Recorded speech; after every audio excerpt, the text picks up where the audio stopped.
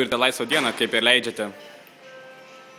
Ką turėjom treniruoti, pradėjome analizuoti mūsų varžovus būsimus, čekės, vakaras laisvas. Ar jau žaidėjas atsigavo po vakar sunkių varžybų ar pailsėjo?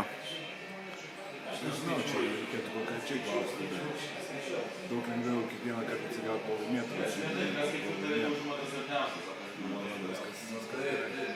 O ką akcentuojate prieš būsimas varžybas su Čekėmis, nes prieš varžybas su Baltarusija buvo pagrindiniai akcentai ant gynybos ir ant stabdymo varžovių aukštaūgių?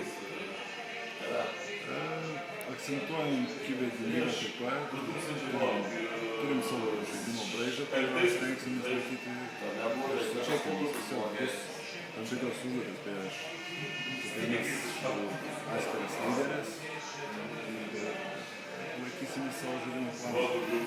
O ar sekate įvykius kitose grupėse, ar gal stengiatės rinktis varžovus, ar apie tai nežiūrite visai? Varžovus stengiamės laimėti kiekvienas varžybas.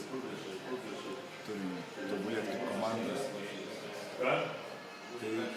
Tai geras bilietas į sekantį etapą. O jūs Savo gerą žaidimą. dabar dirbate ir Lietuvos moterų rinktinėje, ir dirbsite vyrų rinktinėje. Ir kom taip skiriasi tas jūsų darbas, galite paaiškinti? Kokie skirtumai tarp moterų ir vyrų? Vyrų krepšinėje tiesiog yra daugiau galimybių tam tikrose situacijose. Jie gali atlikti daug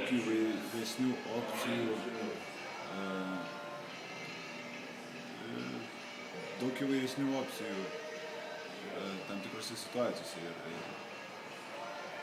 daug sudėtingesnis yra vyrų krepšinis nei moterų. O dabar visas mintis yra kol kas apie moteris, ar jau dar nuklysite ir į vyrų čempionatą? Dabar yra tik tai sekančios varžybos.